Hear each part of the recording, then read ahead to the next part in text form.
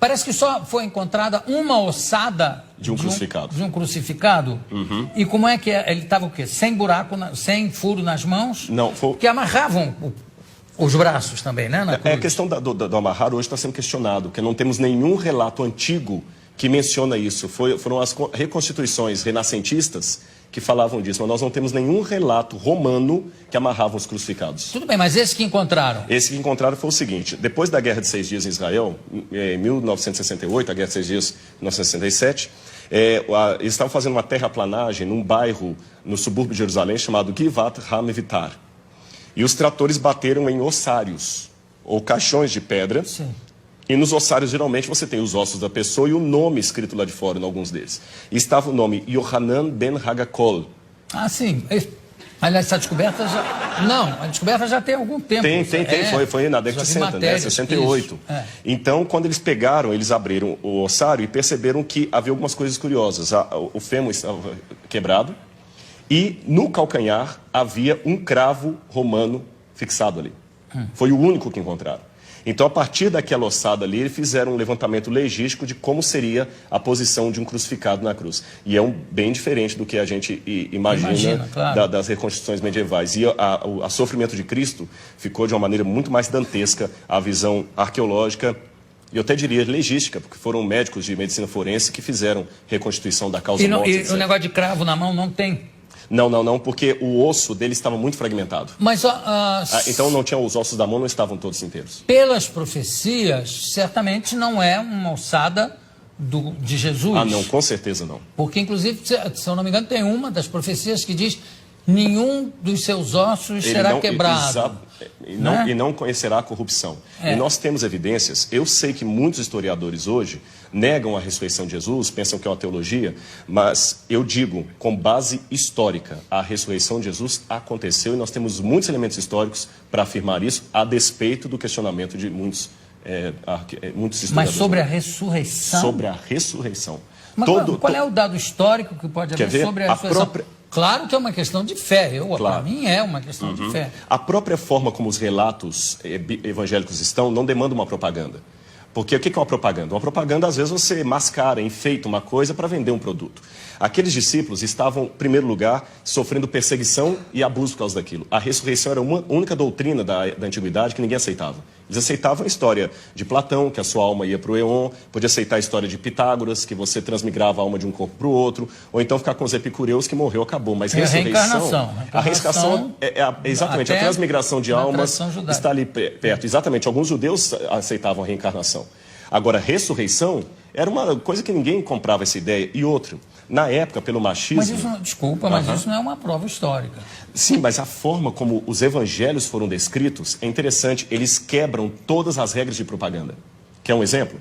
Porque para eu saber se é histórico ou não, lembremos, história não dá para levar ao laboratório e repetir o processo.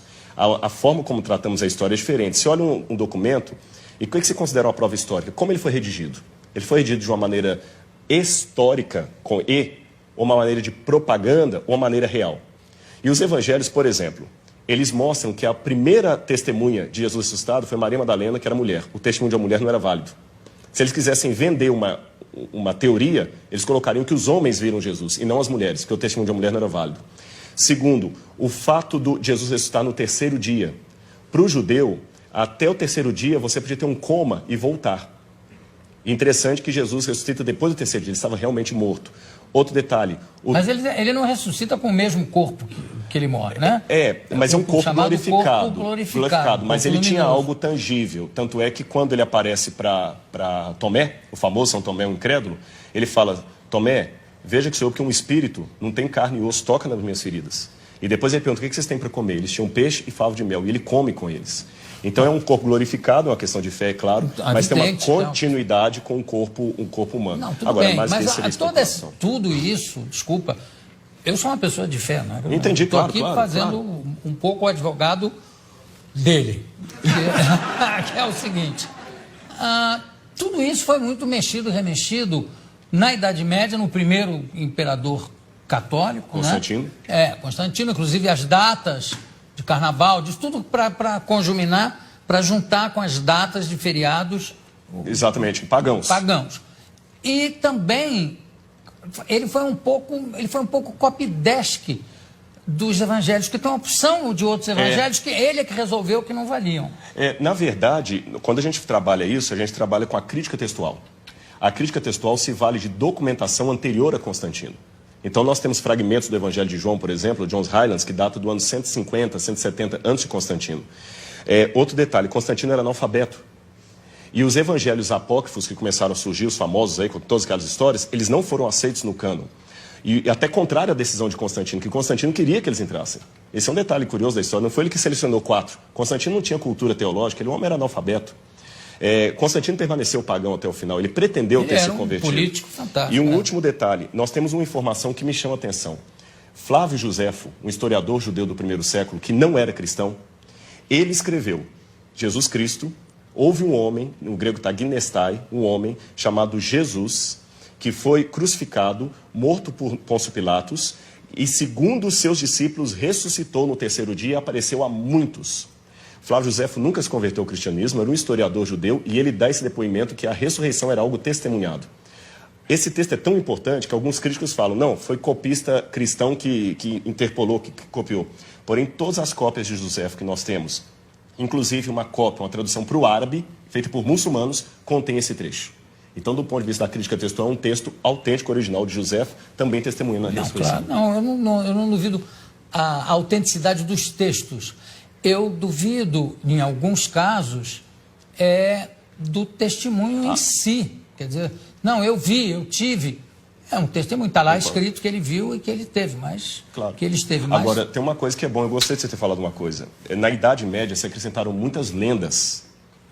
Esse é que é o problema. E o pessoal confunde as lendas com o que está na Bíblia. E só um detalhe com relação ao testemunho. Quando a pessoa dá um testemunho vendido, ela vai ganhar alguma coisa. O que os apóstolos ganharam com aquele testemunho? Pedro morreu crucificado de cabeça para baixo. Paulo degolado. Então, quanto tempo demora uma mentira? Essa que é a questão. Eles não ganharam nada, só ganharam perseguição. Então, das duas, uma. Ou aquele pessoa era muito doido, ou ficaram tão extasiados com aquilo que preferiram morrer a negar o depoimento que eles estavam. Se fosse uma mentira, eles tinham pulado fora. Ninguém ia ficar com Cristo até o final. O único que traiu foi Judas. Os outros ficaram, e até hoje a história está aí, e nem a modernidade conseguiu matar essa brilhante história da ressurreição de Jesus.